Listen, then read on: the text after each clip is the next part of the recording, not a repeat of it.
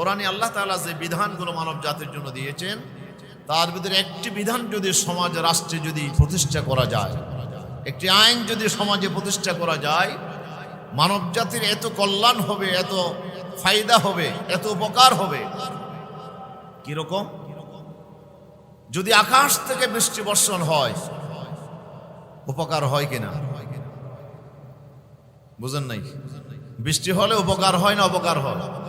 কথা বলেন। বৃষ্টি হইলে আমাদের লাভ না ক্ষতি? আমরা বৃষ্টির জন্য হাহাকার করি। আমরা তো গত বছরও সালাতুল ইস্তিসকা পড়েছি, বৃষ্টির জন্য নামাজ পড়েছি, পড়িনি আমরা? সারা দেশে আমরা বৃষ্টির জন্য আমরা নামাজ পড়েছি। যে কি গরম, কি উষ্ণতা, কি খরা, কি ধরনের দুর্ভিক্ষ অবস্থা, দেশের মানুষ অতিষ্ঠ হয়ে পড়েছে গরমের জ্বালা। একটুখানি এক পশলা বৃষ্টির জন্য আমরা কত কান্নাকাটি করেছি আল্লাহ তাআলার কাছে। এই বৃষ্টি আমার আল্লাহ ছাড়া কি কেউ দিতে পারে? কথা বলেন না, দিতে পারে? আল্লাহ তাআলা বলছেন, আফরাআইতুম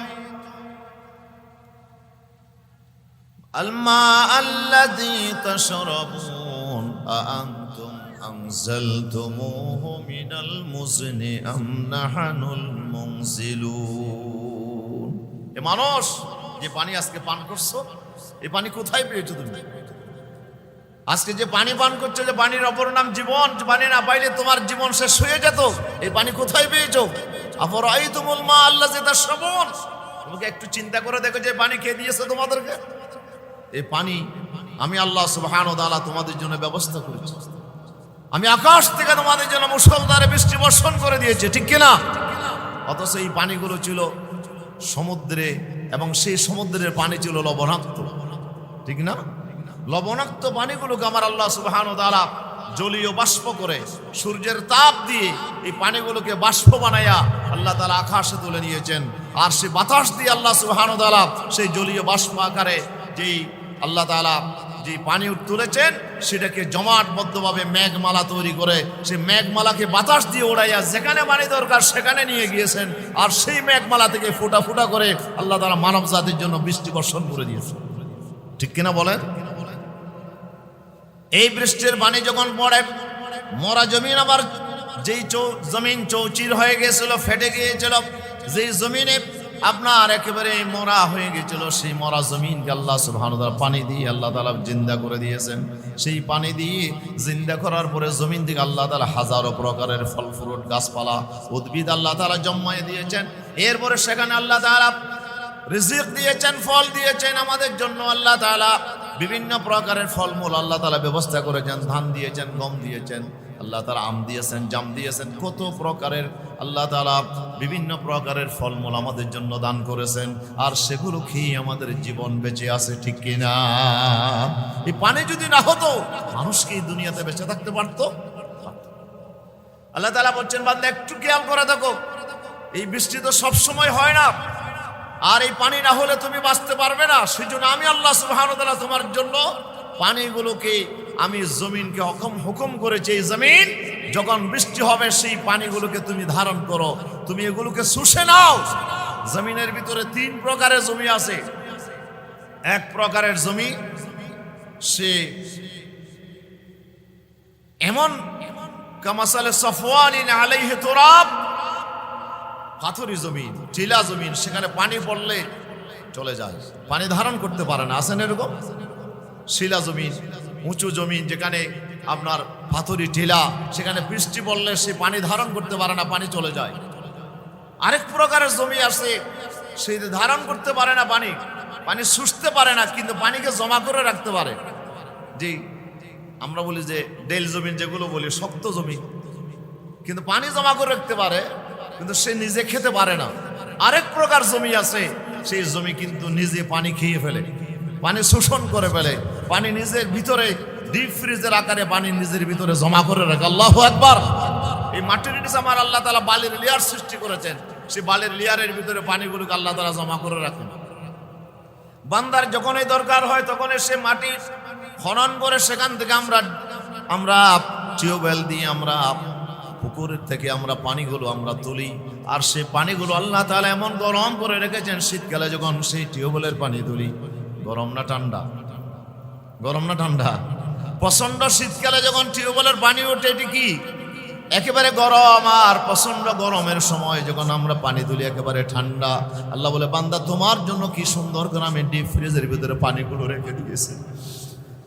কুল আরাআইতুম ইন নাসবাহা মাউকুম গাওরা ফামান ইয়াতিকুম বিমাইন মাঈন। বান্দা একটু কি খেয়াল করে দেখেছো আমি কত বড় ihsan তোমার প্রতি করেছি। আর তুমি নাসবাহা মাউকুম গাওরা, সে পানির যে লেয়ার আমি করেছি, এই পানির লেয়ার গুলো যদি আমি নিচের দিকে তুলিয়ে দেই, আমি যদি পানি নিচের স্তরে যদি নামাইয়া দেই, তোমার টিউবওয়েল 300 ফিটের টিউবওয়েল, তোমার 500 ফিটের 600 ফিটের টিউবওয়েল তুমি গাড়েছো, এই টিউবওয়েল তো তোমার এই পানির লেয়ার যদি নিচের দিকে নেমে যায়, টিউবওয়েলে কি পানি উঠবে? কথা বলে পানি উঠবে? আল্লাহ বলছি নাসবাহা মাউকুম গাওরা, তোমাদের এই পানি যদি নিচের দিকে চলে যায়, ফামাইয়া আতিকুম বিমাইন মাঈন, পৃথিবীর এমন কারো শক্তি আছে তোমার জন্য পরিষ্কার স্বচ্ছ সেই পানির ব্যবস্থা করার মতো শক্তি কি পৃথিবীতে কেউ আছে? আমি আল্লাহ সুবহানাহু ওয়া তাআলা তোমার জন্য খাবারের জন্য, গোসলের জন্য, রান্নার জন্য আমি কি সুন্দর পানি তোমার জন্য ব্যবস্থা করেছি। জোরে বলে আল্লাহু আকবার। এই পানি দিয়ে আমরা বাঁচি, পানি দিয়ে গাছপালা বাঁচে, পানি দিয়ে পশু পাখি বাঁচে, এই পানি দিয়ে আল্লাহ তাআলা গোটা সৃষ্টি জগৎকে আল্লাহ বলছেন ওয়াজআলনা মিনাল মাই কুল্লা শাইইন হাইয়িন, প্রত্যেকটা জীবিত প্রাণীকে আমি আল্লাহ তাআলা পানি দিয়ে বাঁচিয়ে রাখি। আল্লাহু আকবার। আর জোরে বলি আল্লাহু আকবার। পানি ছাড়া এক মুহূর্ত মানুষের জীবন বাঁচবে না, ঠিক কিনা বলেন? তাহলে পানি কে দিয়েছে? এই পানি যখন বৃষ্টি আকারে যখন পানি পড়ে তখন মানুষের কল্যাণ হয় কিনা? কোটি কোটি কল্যাণ বরকত আল্লাহ তাআলা পানির ভিতরে রেখে দিয়েছেন। আলহামদুলিল্লাহ বলি। শুধু বৃষ্টির কথা বললেই তো ঘন্টার পর ঘন্টা বললেও শেষ করা যাবে না। এত নিয়ামত আল্লাহ তাআলা বৃষ্টির মধ্যে দিয়েছেন, বৃষ্টি পৃথিবীর কেউ দিতে পারে না। কোনো গভর্নমেন্ট কি এক ফসলা বৃষ্টির ব্যবস্থা করতে পারবে? তার যত টাকা পয়সা আছে, তার যে রিজার্ভ ফান্ডে যত টাকা আছে, এগুলো দিয়ে কি এক সপ্তাহ বৃষ্টি দেওয়া পারবে? হ্যাঁ, একদিন দুই দিনের ব্যবস্থা করতে পারবে বৃষ্টি? এই মানুষ তুমি যে আমি আল্লাহকে ভুলে গেছো, আমি আল্লাহ তোমার প্রতি কত ihsan করে তোমাকে বাঁচিয়ে রাখার জন্য কি সুন্দর পানি তোমার জন্য ব্যবস্থা করেছি। যাক, এই পানি এভাবে যদি আল্লাহ তাআলা বলছে, আল্লাহ রাসূল বলছে, যদি একাধারে আপনার আকাশ থেকে যদি 40 দিন মুষলধারে বৃষ্টি হয়, সুবহানাল্লাহ বলেন, কয় দিন? একদিন নয়, দুদিন নয়, 40 দিন একাধারে মুষলধারে বৃষ্টি হলো, কি পরিমাণ পানি, কত হাজার লক্ষ মিলিলিটার পানি আল্লাহ সুবহানাহু ওয়া তাআলা আকাশ থেকে তোমাদের জন্য ফেলেছে।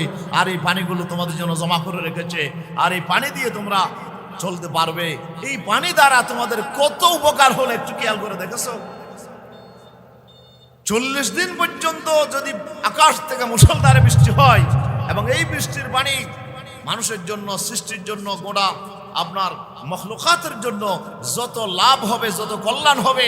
বিশ্বনবী বলেছেন, কোরআনের একটি আইন যদি জমিনে প্রতিষ্ঠা হয়, কোরআনের একটা হুকুম যদি, একটি ল যদি জমিনে প্রতিষ্ঠা লাভ করে, তার চাইতে বেশি মানব জাতির জন্য কল্যাণ হবে। জোরে বলি আল্লাহু আকবার। আরো জোরে বলি আল্লাহু আকবার।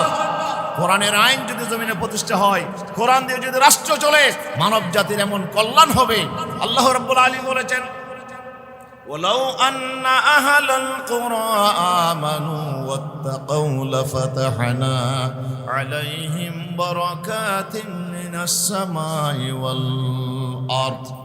এই জনপদের মানুষ, এই দুনিয়ার মানুষেরা শোনো, দুনিয়ার কোন জনপদের মানুষ, দুনিয়ার কোন এলাকার মানুষ, কোন গ্রামের, কোন শহরের মানুষ যদি, কোন দেশের মানুষ যদি আমি আল্লাহর উপর ঈমান আনার পরে যদি আমি আল্লাহর দেয়া বিধান মতো যদি তারা চলে, আমার আদেশগুলো মেনে চলে, আমার নিষেধ থেকে বিরত থাকে, আমার দেয়া আইনগুলো যদি তারা যথাযথভাবে আমাকে ভয় করে মেনে চলে, লাফাতাহনা আলাইহিম বারাকাতিন মিনাস সামাই ওয়াল আরদ, আমি আল্লাহ তাআলা ওয়াদা করছি আসমান আর জমিনের যত বরকতের দরজা আছে, আকাশ থেকে আপনার বরকতের দরজা খুলে দেব, জমিন থেকে বরকতের দরজা খুলে দেব, নিচের থেকে বরকত উঠবে, আকাশ থেকে বরকত নাজিল হবে।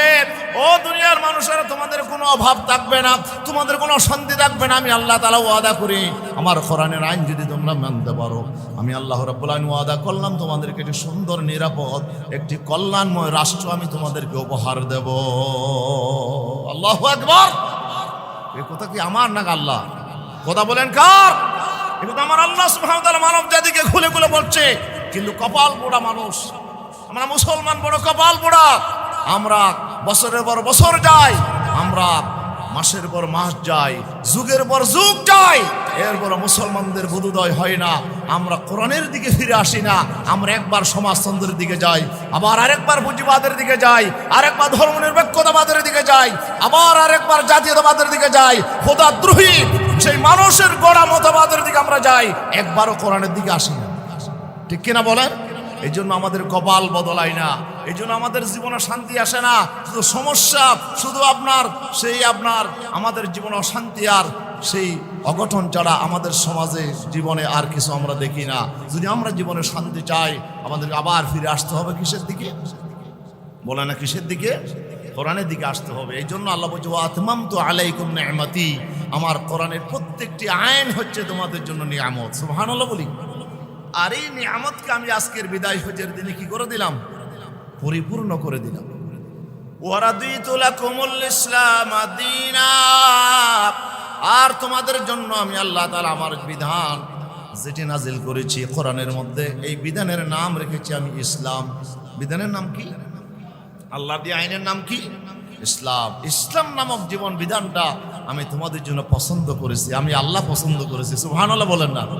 আপনার বিবি যদি আপনার জন্য একটা কাপড় পছন্দ করে, নেবেন কি না? কথা বলেন না, নেবেন না? আমার ভাবি যদি আপনার জন্য একটা কাপড় চয়েস করে, নেবেন কি না? হ্যাঁ, আপনার ছোট্ট বাচ্চা যদি আপনার জন্য একটা বিষয় চয়েস করে, নেবেন কি না? নেব। আপনার বন্ধু যদি আপনার জন্য একটা বিষয় চয়েস করে, নেবেন কি না? তাহলে আমরা বন্ধুকে এত গুরুত্ব দিলাম, বিবিকে এত গুরুত্ব দিলাম, বাচ্চাকে এত গুরুত্ব দিলাম, আমার ভাইকে এত গুরুত্ব দিলাম, তার চয়েস করা জিনিসকে আমি অ্যাভয়েড করলাম না, তার চয়েস করা জিনিসকে আমি প্রত্যাখ্যান করলাম না, কিন্তু আমি অ্যাভয়েড করেছি কার কথা? আমার আল্লাহ সুবহানাহু ওয়া তাআলা আমাকে সৃষ্টি করেছেন, যিনি আমার স্রষ্টা, যিনি আমার খালেক, যিনি আমার মালিক, তার চয়েস করা জীবন ব্যবস্থাটা আমার পছন্দ হইল না। আমি সেটাকে অ্যাভয়েড করলাম, সেটাকে আমি প্রত্যাখ্যান করলাম। আমি বললাম যে না, আমি সব মানবো, কিন্তু ইসলাম মানবো না। আমি ইসলাম মোতাবেক আমার জীবন, পরিবার, সমাজ, রাষ্ট্র আমি চালাবো না। আমি ইসলামের কাছে যাব না। আমি যে আল্লাহ তাআলা আমাদের জন্য ইসলামকে পছন্দ করলেন, চয়েস করলেন, আমরা আল্লাহর গোলাম পরিচয় দিয়ে, আল্লাহর বান্দা পরিচয় দিয়ে, আল্লাহর মাখলুক পরিচয় দিয়ে আমরাই কিন্তু আল্লাহর সেই পছন্দ করা ইসলামকে আমরাই ছেড়ে দিয়েছি। কথা বলেন ঠিক কিনা? আমরাই সেই ইসলামকে প্রত্যাখ্যান করেছি। আমাদের চাইতে কপাল পোড়া কি আর কেউ আছে? বলেন, কপাল পোড়া কি আর কেউ আছে? কপাল পোড়া আর কেউ?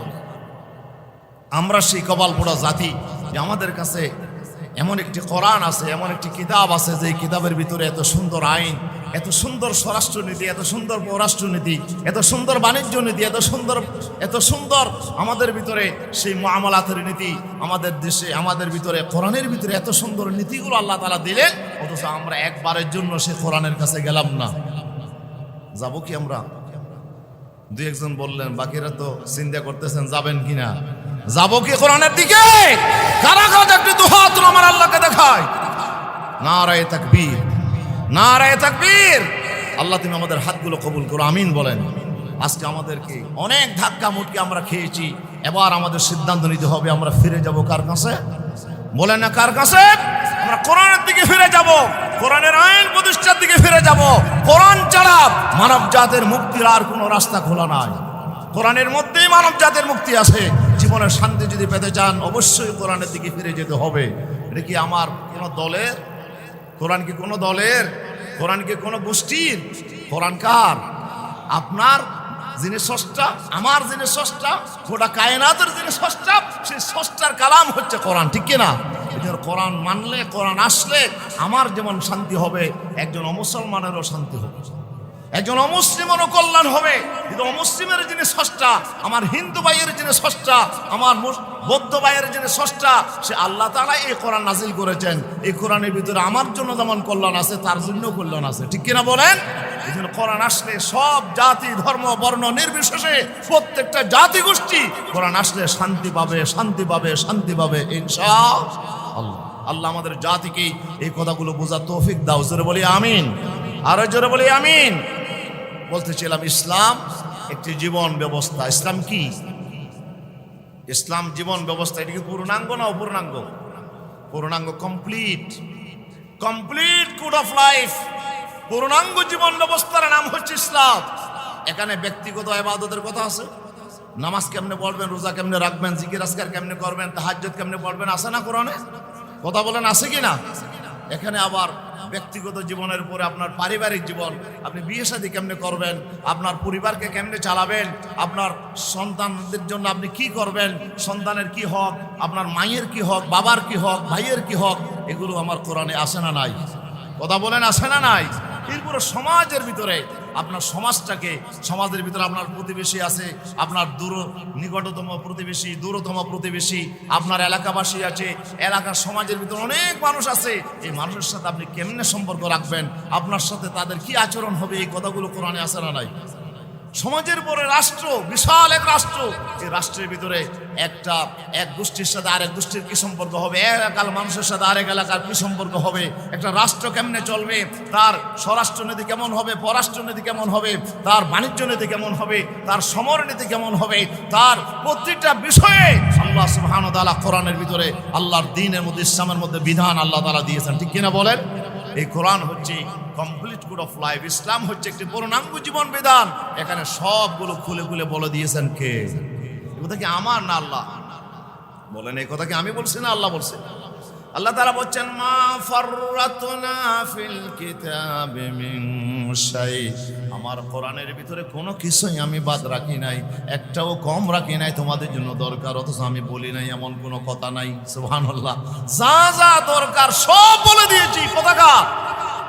সূরা আলে ইমরান আমার আল্লাহ বলেন, হাদা বায়ানুল লিন্নাস ওয়া হুদান ওয়া মাউইযাতুন লিল মুত্তাকিন। হে মানব জাতি, বায়ানুল লিন্নাস, হাযা এই কোরআন, এটা বায়ানুল লিন্নাস, সমগ্র বিশ্ব মানব জাতির জন্য যা যা দরকার সব খুলে খুলে স্পষ্ট করে এই কিতাবের ভিতরে বর্ণনা করে দেওয়া হয়েছে।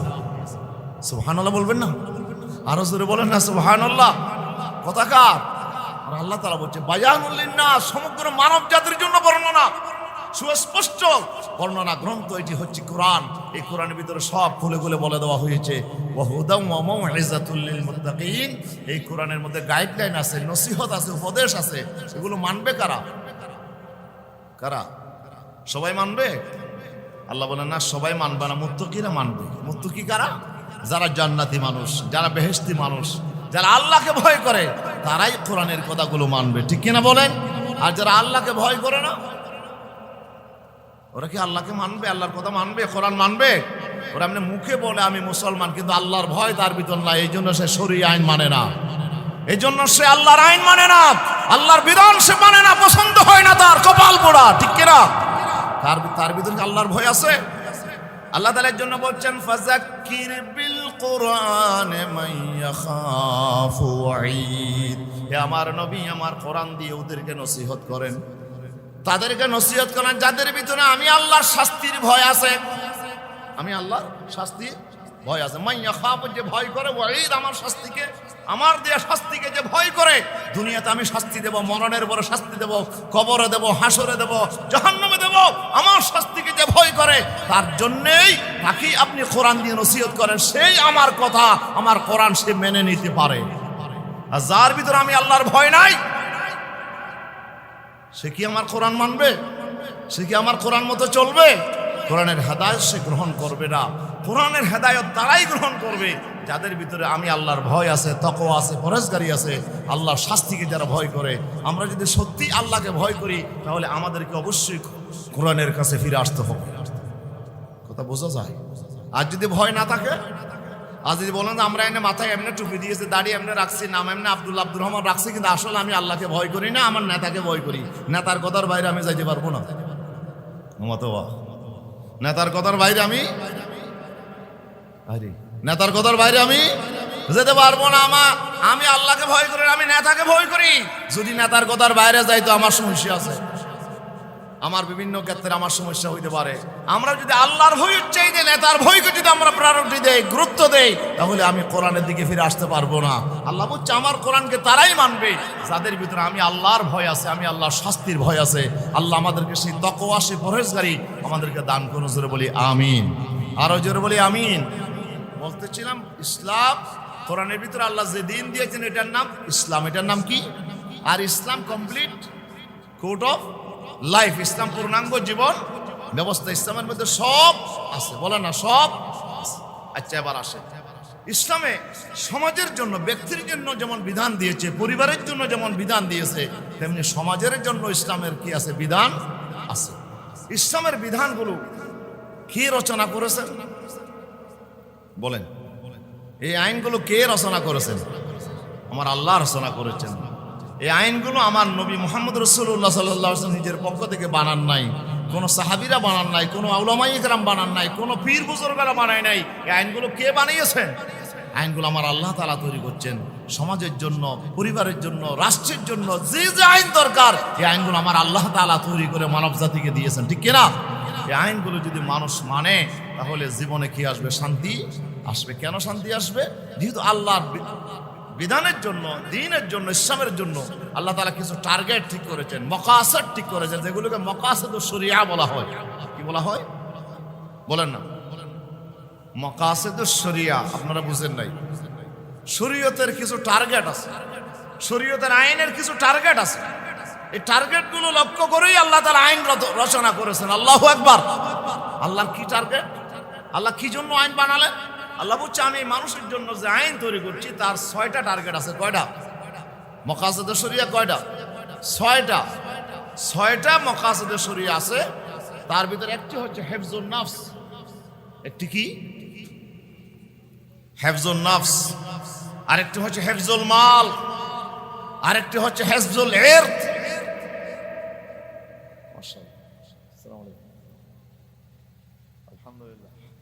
আমাদের মহিলা কলেজের, জনদী মহিলা কলেজের সাবেক প্রিন্সিপাল মহোদয় আমাদের মাঝে এসে পৌঁছেছেন। আল্লাহ তাআলা স্যারকে নেক হায়াত দান করুন। আমরা সকলে বলি আমিন।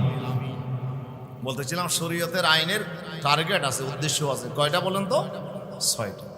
তার ভিতরে একটি হচ্ছে মানুষের জীবনের নিরাপত্তা। সুবহানাল্লাহ বলবেন না? মানুষের জীবনের কি? নিরাপত্তা। 1 নাম্বার টার্গেট হলো মানুষের জীবনের নিরাপত্তা। ইসলামের আইন যদি জমিনে প্রতিষ্ঠা হয়, 1 নম্বর যেটি হবে সেটি হচ্ছে মানুষের জীবনে নিরাপত্তা প্রতিষ্ঠিত হবে। আলহামদুলিল্লাহ বলবেন না? আপনাদের কোনো ভয় থাকবে না। এখন ভয় আছে না নাই? তা বলেন, এখন ভয় আছে না নাই? যে কেউ যে কোনো মুহূর্তে গুলি খেয়ে জীবন দিতে পারে, যে কেউ আপনাকে গুলি করতে পারে। এই যে আমার শরীফ ওসমান হাদি, একটা টকবগে এক তরুণ যুবক, সম্ভাবনাময় যুবক, বাংলাদেশের এত মেধাবী সন্তান, দিন দুপুরে আজকে প্রকাশ্য রাজপথে তাকে গুলি করে হত্যা করা হলো। তাহলে কি আমাদের জীবনের কোনো নিরাপত্তা কি বাংলাদেশে আছে? এখন কথা বলেন, আছে? আপনি যেই দলের হন না কেন, যেই ধর্মের হন না কেন, আপনি যদি বাংলাদেশে যদি ইসলাম কায়েম হয়, তাহলে 1 নম্বর যে জিনিসটি হবে সেটি হচ্ছে মাকাসিদুশ শরিয়ার ভিতরে 1 নম্বর হচ্ছে হিফজুন নাফস, মানুষের জীবনের নিরাপত্তা আল্লাহ তাআলা গ্যারান্টি দিয়েছেন, ঠিক কিনা? কোরআনের আইন যদি আসে তাহলে জীবনের নিরাপত্তা প্রতিষ্ঠিত হবে। বলেছেন কে? বলেছেন কে? আমাদের জীবনের নিরাপত্তার দরকার আছে। আপনি যেই ধর্মের হন না কেন, আমার সরকার দরকার, রাষ্ট্র দরকার, আইন দরকার, সব দরকার। তো আগে বেঁচে থাকতে হবে। কি থাকতে হবে?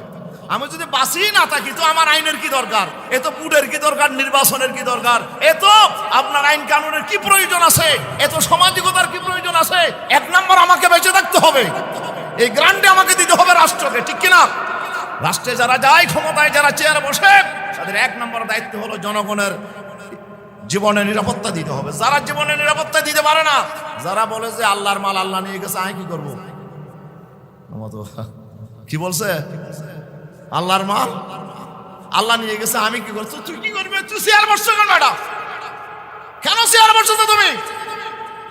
তোমার বলছে, তোমার বলছে। আল্লাহু আকবার, আল্লাহু আকবার। হযরত ওমর বলছে, রাষ্ট্রপ্রধান যখন তিনি হলেন, খলিফাতুল মুসলিমিন যখন তিনি হলেন, চেয়ারে বসলেন, তখন তিনি ঘোষণা দিয়েছেন, লাউ মাতা কালবুন জাওআনান আলা নাহরে ফুরাত লামাসউলুন উমারু আও কামা ক্বালা রাদিয়াল্লাহু তাআলা আনহু। ওমর বলছে, ফুরাত নদীর তীরে যদি একটা কুকুর মারা যায়, কি মারা যায়? মানুষ তো দূরের কথা, মানুষ তো দূরের কথা, আমার রাষ্ট্রের ভিতরে ফুরাত নদীর তীরে যদি একটা কুকুর মারা যায়, কেন মারা গেল? খাদ্যের অভাবে। কিসের অভাবে? খাদ্যের অভাবে, খানার অভাবে একটা কুকুর যদি মারা যায়, আমি ওমর মনে করি যে কাল কিয়ামতের দিন আমি ওমরকে আসামির কাঠগড়ায় দাঁড়াতে হবে, আল্লাহর কাছে এর জন্য জবাবদিহি করতে হবে। যেহেতু আমি চেয়ারে বসেছি, আমি ক্ষমতায় থাকাকালে কেন একটা কুকুর মারা গেল, না খেয়ে মারা গেল, এটার জন্য জবাবদিহি করতে হবে আমি ওমরকে। যেন ওমর রাদিয়াল্লাহু তিনি ছদ্মবেশে রাতের বেলায় ঘুরে বেড়াতেন, আসে না? ওমর রাতের বেলায় ছদ্মবেশে ঘুরতেন, খলিফার বেশে নয়, ছদ্মবেশে ঘুরতেন। কেউ চিনে না উনি যে ওমর, উনি সেই বেশেই রাতের বেলায় ঘুরতেন। সুবহানাল্লাহ, সুবহানাল্লাহ বিহামদিহি, সুবহানাল্লাহিল আযীম। কেন ঘুরতেন? যেহেতু রাষ্ট্রের ক্ষমতায় যারা বসে তাদের আপনার সামসার অভাব হয় না, সামিসের অভাব হয় না, বুঝেন তো? কিসের অভাব হয় না? সামিসের অভাব হয় না। এত বড় সামিস, এতগুলো সামিস তাদের চতুর্দিকে জড়ো হয়, তারা রাতকে দিন বানায়, দিনকে রাত বানায়। এক একটা বিষয় এমনভাবে প্রকাশ করে, প্রচার করে, এভাবে পেশ করে, আসলে যেটা বাস্তব না সেটা বাস্তব হিসেবে পেশ করে, আর বাস্তব জিনিসটাকে অবাস্তব হিসেবে পেশ করে। ঠিক কিনা বলেন? এই ধরনের সামিসের অভাব নাই। যারাই ক্ষমতায় যাবে তাদের চতুষ্পার্শ্বে কিছু সুবিধাভোগী মানুষ তাদের চতুর্দিকে হালুয়া রুটি খাওয়ার জন্য রেডি হয়ে থাকবে। এই জন্য আসল বিষয়টা চেয়ারে যিনি বসেন তাকে জানতে দেওয়া হয় না, উনি জানেন না, উনি ডার্কের মধ্যে থাকেন। এই জন্য হযরত ওমর বলছে আমি ছদ্মবেশে রাতের বেলায় ঘুরি, যেন আমি জনগণের বাস্তব অবস্থাটা যেন আমার কাছে ক্লিয়ার হয়। আল্লাহু আকবার। হযরত ওমর ঘুরে বেড়াচ্ছিলেন, ঠিক দেখলেন ভোর দুপুর রাতে, গভীর রজনীতে এক তাঁবুর ভিতরে আগুন জ্বলছে, মিটি চারাক জ্বলছে। তিনি সেখানে কাছে গেলেন। এত রাতে কেন ঘুমাই নাই, কেন কোনো মুসিবতে বললো নাকি, কোনো বিপদে বললো নাকি, কেন এত রাতে ঘুমাই নাই, তাঁবুর ভিতরে এরা কারা? তিনি কাছে গেলেন। কাছে যখন গেলেন সেখান থেকে শোনা যাচ্ছে একটি কান্নার আওয়াজ ভেসে আসতেছে, কান্নার আওয়াজ ভেসে আসতেছে। তিনি আরো কাছে গেলেন, কি হলো, এই তাঁবুর ভিতরে কি আছে, ওরা কি কোনো বিপদে বললো, কেন কাঁদতেছে? কাছে গেলেন, তিনি দেখেন যে ছোট্ট ছোট্ট কিছু বাচ্চা, তারা কান্না করে করে হয়রান হয়ে যাচ্ছে, আর মা তাদেরকে সান্ত্বনা দিচ্ছি। কি বলে সান্ত্বনা দিচ্ছি? মা চুলার উপরে একটা ডেকসি তুলে দিয়েছি আর বলছে বাবা তোমরা একটু ঘুমাও, খাদ্য রান্না করতে দিয়েছি, যদি খাবার তৈরি হয় তোমাদেরকে ডাকবো, তোমরা একটু এখন ঘুমাও। সুবহানাল্লাহ। কিন্তু খিদার যন্ত্রণায় জ্বালা এমন ভাবে যে ছোট্ট বাচ্চাগুলো খেতে পারে না, ওরা খিদার যন্ত্রণায় ছটফট করছে। হযরত ওমর রাদিয়াল্লাহু তাআলা আনহু তিনি বললেন, মা তোমার কি সমস্যা? বলে আমার স্বামী জিহাদের ময়দানে মারা গেছে, শাহাদাত বরণ করেছে, আমি শহীদের ফ্যামিলি, আমার কিছু ছোট্ট ছোট্ট বাচ্চা আছে, এই বাচ্চাগুলোর ভরণ পোষণের দায়িত্ব আমার পক্ষে, একজন মেয়ে মানুষের পক্ষে পালন করা তো সম্ভব না। আমি অনেক ভিক্ষা করে, অনেক কিছু আপনার বিভিন্ন জনের কাছে ধর্ণা দিয়ে, কিছু পাইলে খাই না, পাইলে খাই না, আজকে সারাটা দিন ঘুরেছি, কিছু পাই নাই, আমার ছোট্ট বাচ্চাগুলোর মুখে কিছু দিতে পারি নাই। এই বাচ্চাগুলো আমার কাছে খাবার চাই, কিন্তু আমি খাবার দিতে পারি না। এই জন্য তাদেরকে আমি ঘুম পাড়ানি দিচ্ছি। মা বাবার তোমরা ঘুমাও, একটুখানি পরেই হয়তো তোমাদের জন্য খাবার তৈরি হবে, তোমরা খেতে পারবে, একটু ঘুমাও। কিন্তু ডেকসিতে আসলে দেওয়ার মতো কিছু নাই, একটি খালি ডেকসি তুলে দিয়েছে। হযরত ওমরের চোখ থেকে ঝরঝর করে পানি পড়ে। হযরত ওমর চিন্তা করে, আমি কোন রাষ্ট্রে দায়িত্ব নিলাম যে আমার রাষ্ট্রে ছোট্ট ছোট্ট বাচ্চা না খেয়ে সারা রাত ধরে উপোস আছে, আমি কেমন খলিফা, আমি কেমন দায়িত্বশীল। সুবহানাল্লাহ। হযরত ওমর বলে, মা তুমি একটু অপেক্ষা করো, আমি আসতেছি। ওমর ছুটে চলে গেলেন মদিনার নিজের বাইতুল মালে গেলেন, ট্রেজারিতে গেলেন। ট্রেজারিতে গিয়ে নিজের গোলাম আসলামকে বললেন, আসলাম রে এদিকে আসো, একটা বস্তার ভিতরে খেজুর নাও, আটা নাও, যা দরকার খাদ্য এগুলো এখানে ভরো। বস্তা ভর্তি হয়ে গেল। ভর্তি হওয়ার পরে এবার হযরত ওমর বলে, আসলাম ভর্তি হওয়া বস্তাটা তুমি আমি ওমরের কাঁধে তুলে দাও। আসলাম বলে, খলিফাতুল মুসলিমিন, আমি তো আপনার গোলাম, রেডি আছি, এই গোলাম হিসেবে আমার দায়িত্ব বস্তা বহন করা, আপনি শুধু আদেশ করবেন, যেখানে নিয়ে যাওয়া দরকার সেখানে আমি নিয়ে যাব। ওমর বলে, আসলাম তুমি বাড়াবাড়ি করো না, লম্বা কথা বলো না, এই বস্তাটা আমার কাঁধে তুলে দাও। কিয়ামতের দিন আসামির কাঠগড়ায় তোমাকে দাঁড়াতে হবে না, আমাকেই দাঁড়াতে হবে, জবাব আমাকেই দিতে হবে, সেজন্য আমাকেই বস্তা বহন করতে দাও। আল্লাহু আকবার। ওমর ইবনে খাত্তাব কেমন খলিফাতুল মুসলিমিন, তিনি সেই বিধবা মহিলার খাবারের জন্য তিনি রাষ্ট্রের কোষাগার থেকে খাদ্যবর্তী বস্তা কাঁধে নিয়ে ছুটে চললেন সেই মরু ময়দানে। সেই ময়দানের সেই গভীর ময়দানে সেখানে তাঁবুর কাছে গেলেন, খাদ্য বস্তা নামালেন। সেখানে হযরত ওমর আনহু বললেন, মা তোমার জন্য খাবার এনেছি, আমাকে একটু সুযোগ দাও। তিনি চুলার কাছে গেলেন এবং নিজের হাতে তিনি রুটি তৈরি করলেন। সুবহানাল্লাহ বলেন। হযরত আসলাম বলতেছে ওমরের দাড়িগুলো খুব ঘন ঘন ছিল, ওমরের দাড়ির ভিতরে ধোঁয়া ঢুকে গেছে, ধোঁয়াগুলো দাড়ি থেকে বের হচ্ছে, এটা আমি দেখতে পাচ্ছি। হযরত ওমর আগুন জ্বালালেন, সেখানে রুটিগুলো তৈরি করলেন। রুটি তৈরি করার পরে তিনি মাকে বললেন, মা তোমার বাচ্চাগুলোকে আবার ডাকো, তাদেরকে তোলো। তাদেরকে তিনি নিজের হাতে খাওয়ালেন। খাওয়ানোর পরে পেট ভরে খাওয়ার পরে সেই বাচ্চাগুলো হাসতেছে। সুবহানাল্লাহ। এবার এই দৃশ্য দেখে মহিলা তো অবাক হয়ে গেছে, আপনি কে? এই ময়দানে এত রাতে আমার জন্য খাবার আনলেন, আপনি কে? আপনার মতো মানুষ যদি মদিনার রাষ্ট্রপ্রধান হতো তাহলে আমাদের ভাগ্যের পরিবর্তন হতো। আমরা জেনেছি ওমর নাকি রাষ্ট্রের খলিফা হয়েছে। ওমরকে কে বলেছে দায়িত্ব নেওয়ার জন্য? ওমর যদি আমাদের দায়িত্ব পালন করতে না পারে, তাকে কে বলেছে আমাদের খলিফা হওয়ার জন্য? তোমার মতো মানুষটা যদি আমাদের দায়িত্বশীল হতো তাহলে আমাদের কপাল ভালো হতো। আল্লাহু আকবার, আল্লাহু আকবার। এই কথা বলে হযরত ওমর বললেন, মা কালকে তার বিচার হবে। ওমর যে দায়িত্ব পালন করে না সেটার বিচার কখন হবে? আগামীকাল হবে। তোমাকে সেখানে যেতে হবে, ওমরের দরবারে যেতে হবে, ওমরের বিচার হবে। আল্লাহু আকবার।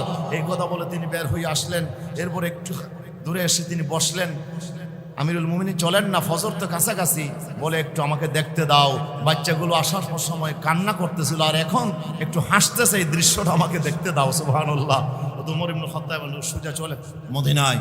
সে মদিনায় যাওয়ার পরে ফজরের নামাজ পড়লেন। ফজরের নামাজ পড়ার পরে তিনি খবর দিলেন, ওই তাঁবুর মধ্যে একটা মহিলা আছে, তাকে নিয়ে আসো। রাষ্ট্রের সেই আপনার লোক গেল, তাকে ধরে নিয়ে আসলো। আনার পরে হযরত ওমর ইবনে খাত্তাব রাদিয়াল্লাহু আনহু সেই বিচার সম্পন্ন করলেন। সেই মহিলাকে নিয়ে আসলো। মহিলা আসার পরে দেখলো যে যিনি চেয়ারে বসে আছেন উনি তো রাতের বেলায় তার তাঁবুতে গিয়েছিল। সুবহানাল্লাহ। ওর খলিফা কে? বলে উনিই তো খলিফা। বলে উনি তো রাতে আমার জন্য খাবার নিয়ে গেছে। আল্লাহু আকবার। বলে মা আপনি ভয় পাবেন না, আমি আসল দোষী, আমার জন্য আমার আজকে বিচার হবে, আর সেই বিচার তোমাকে করতে হবে। সুবহানাল্লাহ বলেন। কি রাষ্ট্রপ্রধান, কি ধরনের অবস্থা! তাহলে রাষ্ট্রপ্রধানের মূল দায়িত্ব কি? ক্ষমতায় যারা যায় তাদের দায়িত্ব কি? জনগণের জীবনের নিরাপত্তা। এরপরে 2 নম্বর হচ্ছে মালের নিরাপত্তা, সম্পদের নিরাপত্তা দিতে হবে। আমি দিন দুপুরে আমি চলবো, আমার দোকান খোলা রেখে আমি নামাজ পড়তে যাব, আমার সম্পদের নিরাপত্তা রাষ্ট্রকে দিতে হবে। যদি রাষ্ট্র এই দায়িত্ব পালন করতে না পারে, তারা এই দায়িত্ব পালনের যোগ্যতা রাখে না। 3 নম্বর, আমার ইজ্জতের নিরাপত্তা দিতে হবে। কিসের নিরাপত্তা? ইজ্জতের নিরাপত্তা। এরপরে আমার বংশের নিরাপত্তা, আমার ধর্মের নিরাপত্তা, আমার দুনিয়াতে চলার জন্য আমার বংশ, আমার বংশীয় ক্ষমতা, আমার বংশীয় মান সম্মান, এটাকে ঠিক রাখতে হবে। আমার ধর্মীয় নিরাপত্তা আমাকে দিতে হবে। ইসলাম এই সব উদ্দেশ্য নিয়ে আল্লাহ তাআলা আইন রচনা করেছেন। তার ভিতরে আল্লাহ সুবহানাহু ওয়া তাআলা জনগণের ইজ্জতের নিরাপত্তার জন্য আল্লাহ তাআলা কিছু বিধান রচনা করছেন। তার ভিতরে আল্লাহ তাআলা সূরাতুল হুজুরাতের মধ্যে 6টা বিধান আল্লাহ তাআলা দিয়েছেন। কয়টা বিধান বলেন তো?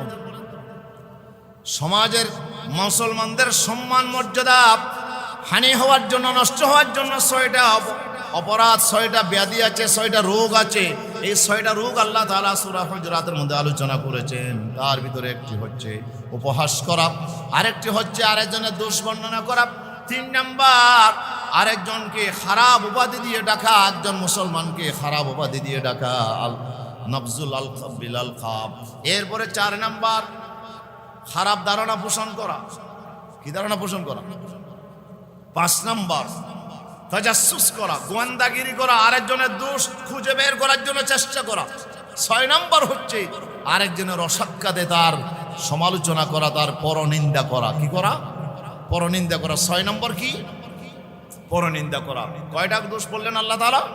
6টা দোষের কথা কোরআন মাজিদে আলোচনা করেছেন, যে 6টা দোষ একটা সমাজকে নষ্ট করে দিতে পারে, একটা সমাজের মানুষের মান সম্মান, ইজ্জত আবরুকে নষ্ট করে দিতে পারে। আল্লাহ সুবহানাহু ওয়া তাআলা মানুষ জাতির, মুসলমানদের সমাজকে এত উন্নত করতে চায়, ওই সমাজে যারা বসবাস করবে তাদের জীবনের নিরাপত্তা, তাদের মালের নিরাপত্তা, তাদের ইজ্জতের নিরাপত্তা তারা ফিরে পাবে। এই জন্য ইজ্জতের উপর হামলা হয়, ইজ্জত সম্মান নষ্ট হয়, এই ধরনের যত কাজ আছে এইসব কাজগুলোকে হারাম করে দিয়েছেন কে? আরো জোরে বলো না কে? আল্লাহ সুবহানাহু ওয়া তাআলা এই কাজগুলোকে হারাম করে দিয়েছেন। তার ভিতর সর্বশেষ 6 নম্বর হলো মানুষের গীবত করা। একজন মুসলমান আর এক মুসলমানের গীবত করা, পরনিন্দা করা, সমালোচনা করা, এটাকে হারাম করে দিয়েছেন কে?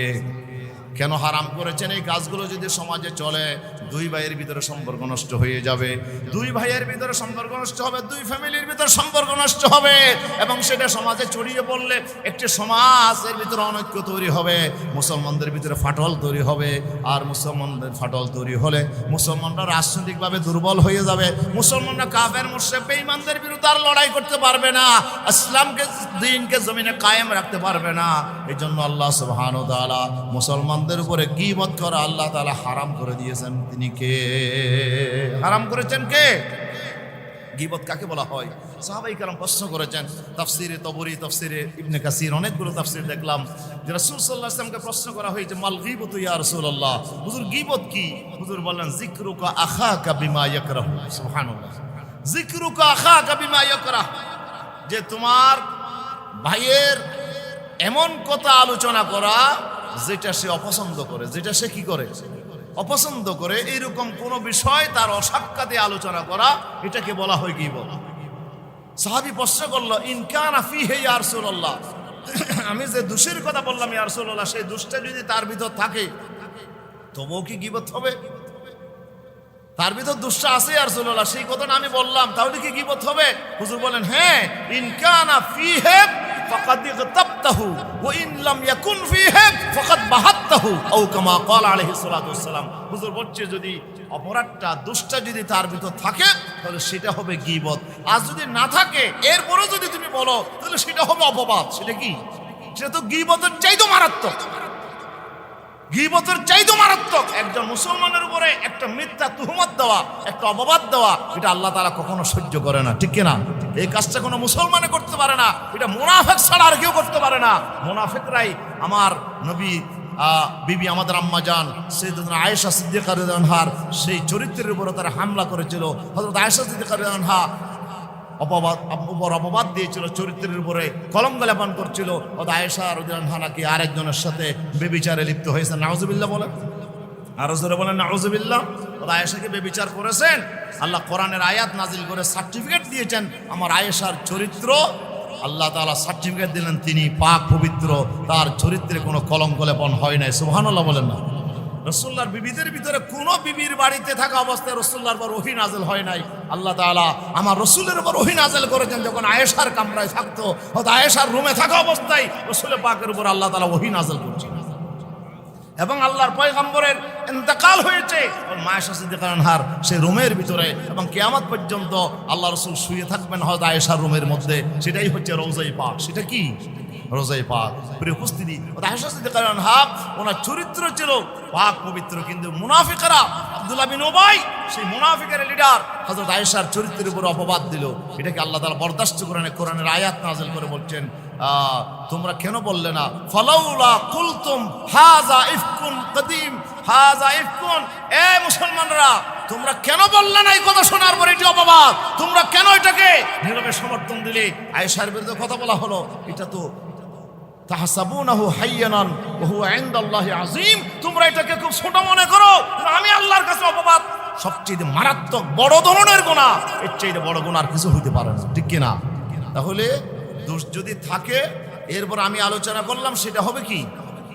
গীবত। আর যদি না থাকার পরও আলোচনা করি সেটা হবে অপবাদ। তাহলে গীবত এটা হালাল না হারাম? কথা বলেন, হালাল না হারাম? এটাকে আমার আল্লাহ তাআলা হারাম করে দিয়েছেন। ইজমাই উম্মতের ফায়সালা হচ্ছে, সমস্ত আলেম ওলামা একমত, গীবত করা শরীয়তে হারাম। শরীয়তে আল্লাহ তাআলা হারাম করে দিয়েছেন গীবত করা। এই গীবত করা যাবে না কোনো মুসলমান ভাইয়ের। আপনার দোষকে তার অসাক্ষাতে আলোচনা করা যাবে না, ওদের সামনাসামনি করা যাবে, ওদের সামনাসামনিও তার দোষ আলোচনা করা যাবে না। এটি হচ্ছে লমাজ, এটি হচ্ছে সামনাসামনি তাকে বেইজ্জত করা, নাজেহাল করা। আপনার কাজ হবে তাকে সংশোধন করা। কারো ভিতরে যদি কোনো দোষ থাকে তাকে একান্তে গিয়ে আপনি তাকে বলেন যে ভাই আপনার ভিতরে দোষ আছে, আপনি একটু সংশোধন হন। এটা আপনাকে তাকে চেষ্টা করতে হবে সংশোধন করার জন্য। আপনি যদি তার সমালোচনা করেন বাইরে বাইরে, এটি আপনার জন্য উচিত হবে না। আল্লাহ সুবহানাহু ওয়া তাআলা এটাকে মুসলমানদের জন্য আল্লাহ হারাম করে দিয়েছেন গীবত করা। মাশাআল্লাহ মাশাআল্লাহ, আমাদের আজকের মাহফিলের রৌনক বক্স মেহমান যার আলোচনা শুনে আমরা অপেক্ষা করছি, আমাদের সম্মানিত হযরতুল আল্লাম শাহ মাওলানা মুস্তাফা নূরী সাহেব হাফিজাহুল্লাহ আমাদের মাঝে উপস্থিত হয়েছেন। ওনার গুরুত্বপূর্ণ আলোচনা আমরা শুনতে পারবো ইনশাআল্লাহ। তাহলে গীবত করা শরীয়তে কি হারাম? হ্যাঁ, আরেকজনের সমালোচনা করা যাবে কয়েকটা জায়গায়, যেটা শরীয়তে অনুমোদন আছে, শরীয়তে অনুমোদন আছে। যেটি হচ্ছে মুহাদ্দিসিনে কেরামগণ হাদিস যখন তারা জমা করতেছিল, হাদিস সংকলনের সময় তারা যারা হাদিস বর্ণনা করে তাদের চরিত্রকে এমনভাবে তারা চুলচেরা বিশ্লেষণ করেছে, যেটাকে জরাহ এবং তাদিল বলা হয়। যারাই রাসূলুল্লাহ পাকের হাদিস বর্ণনা করা হবে তাদের চরিত্রকে পুঙ্খানুপুঙ্খ বিচার বিশ্লেষণ করা হবে। তার ভিতর কোনো দোষ থাকলে সেটা বলে দিতে হবে, এই লোকটার চরিত্র ভালো না, এই লোকটা যে হাদিস বর্ণনা করেছে এটা সঠিক নয়, এই কথা জাতির সামনে তুলে ধরতে হবে। ঠিক কিনা বলেন? রাসূলুল্লাহর হাদিসকে আপনার হেফাজত করার জন্য, সংরক্ষণ করার জন্য মুহাদ্দিসিনে কেরামগণ জরা এবং তাদিল করেছেন, এবং এটাকে তারা জায়েজ নয়, শুধু এটাকে আবশ্যক মনে করেছেন। ঠিক কিনা? এরপর রাসূল সাল্লাল্লাহু আলাইহি ওয়াসাল্লামের কাছে যখন এক মহিলা আসছিল, ইয়া রাসূলুল্লাহ আমি তো একটা বিয়ে করতে চাই, দুইজনের প্রস্তাব আছে, এখন বিয়েটা করলে কেমন হবে? ওদের কে কে প্রস্তাব দিয়েছে? ওদের ইয়া রাসূলুল্লাহ মাবিয়া প্রস্তাব দিয়েছে, আর একটা হলো আবুল জাহাম প্রস্তাব দিয়েছে। রাসূলুল্লাহ বলেন মাবিয়া সেটা রজুলুন সালুকুন, এ তো গরিব মানুষ, কি গরিব না, রজুলুন সালুকুন, সে তো বউয়ের হক পুরাপুরি আদায় করতে পারবে আমার বিশ্বাস হয় না। ও আম্মা আবু জাহাম, আর আবু জাহাম তো সে তো লা ইয়াদউ আন আতিকিহি আসাহু, সে তো তার কাঁধ থেকে লাঠি নামায় না, বউকে বেশি পিটায়। সুবহানাল্লাহ বলেন না, বউর বেশি পিটায় আবু জাহাম। সুতরাং দুইজনের প্রস্তাব, এটা তুমি চিন্তা করতে পারো, দুইজনের ভিতরে দুইটা দোষ আছে। সুবহানাল্লাহ বলেন। তাহলে বিয়ের প্রস্তাব যদি আসে আপনাকে সেটা দেখতে হবে, তার ভিতর কোনো দোষ যদি থাকলে তাকে জানাই দিতে হবে, লোকটা এরকম, লোকটা এরকম, আপনাকে জানাই দিতে হবে। এটা সমালোচনা নয়, এটা কি নয়, এটা বরঞ্চ আরেকজনের জীবনকে নিরাপদ করার জন্য, আরেকজনের জীবনকে হেফাজত করার জন্য, সারা জীবন যেন সে কষ্ট না পায়, এই জন্য আল্লাহ তাআলা এটাকে আল্লাহ তাআলা অনুমতি দিয়েছেন। এইরকম দিনই কোনো উদ্দেশ্য যদি না থাকে, দিনই কোনো গরজ যদি আপনার না থাকে, তাহলে একজন মুসলমানের দুষ্টুটি আপনি আলোচনা করতে পারবেন না। হযরত মা আয়েশা সিদ্দিকা রাদিয়াল্লাহু আনহা রওয়ায়াত করছেন যে আল্লাহর পয়গম্বর ছিল, সামনে একটা মহিলা আসছিল, মহিলাটা আমাদের সাথে কথাবার্তা বলে চলে যাচ্ছিল। তো আয়েশা সিদ্দিকা বললেন যে, আল্লাহ রাসূলের দিকে ইশারা করলে বললেন যে তানি কাসীরাতান, ইয়া রাসূলুল্লাহ মেয়েটি খুব বাটি কি বেটে, মানে ইশারা করলেন মেয়েটি খুব বেটে। আল্লাহ রাসূল বললেন যে আয়েশা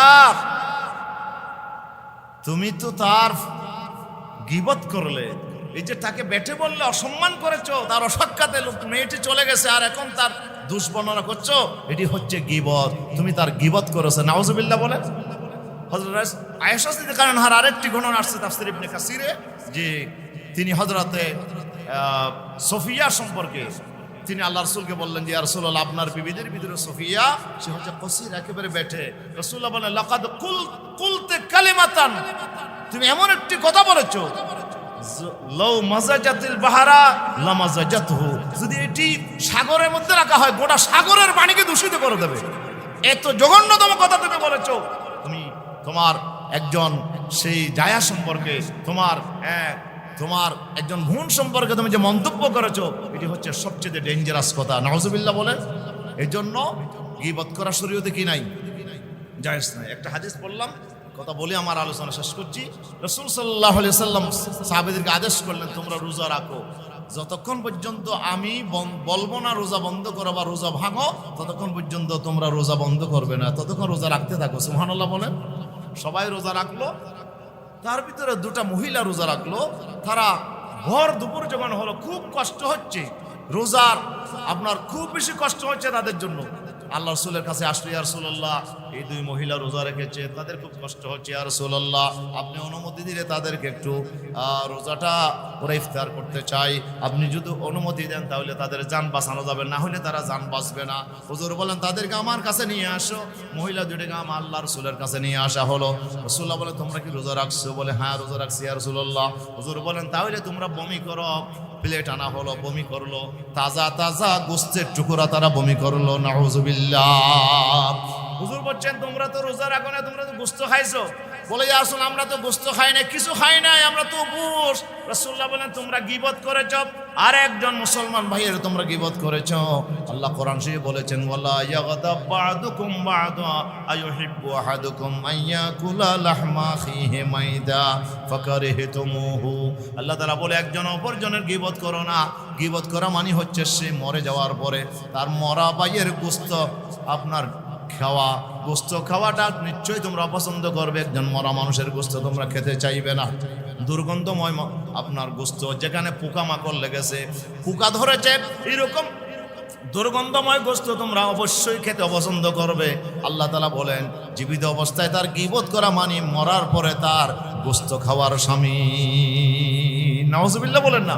এই জন্য তোমরা গীবত করেছো, এই কারণে তোমরা বমি করার পরে তাজা তাজা গোশতের টুকরা পড়েছে। তোমাদের গীবত করার কারণে তোমাদের রোজাগুলো যথাযথভাবে আদায় হয়ে নাই। এক দয়া সৌমকুমা, তোমাদের রোজাগুলো আবার কজা করো। সুবহানাল্লাহ বলেন না, রোজাগুলো কি করো? কজা করো। রাসূল সাল্লাল্লাহু আলাইহি সাল্লাম হাদিস শরীফে বলেছেন লাম্মা উরিজাবি লাইলাতান উসরিয়াবি, আমাকে যখন মেরাজের রাত উপরে নেওয়া হলো, আমাকে জান্নাত জাহান্নাম আল্লাহ তাআলা দেখার তৌফিক দিয়েছেন, তখন আমার উপরে এমন একটা হোমকে আনা হলো যে তারা তাদের হাতের মধ্যে লোহার আপনার এমনভাবে হাত আছে যে এই হাতগুলো লোহার তৈরি করা, এগুলো দিয়ে তাদের ইয়াখবিসুনা উজুহাহুম ওয়া সুদুরহুম, তাদের চেহারা এবং তাদের বুকগুলোকে ওই নখ দিয়ে তারা এমনভাবে আপনার আঁচড়াচ্ছে, নখ দিয়ে তারা এমনভাবে তারা ক্ষতবিক্ষত করছে, রক্ত ঝরে ঝরে পড়ছে। আমি জিজ্ঞেস করলাম জিব্রাইলকে, মান হুম ইয়া জিব্রাইল, হুজুর এরা কারা?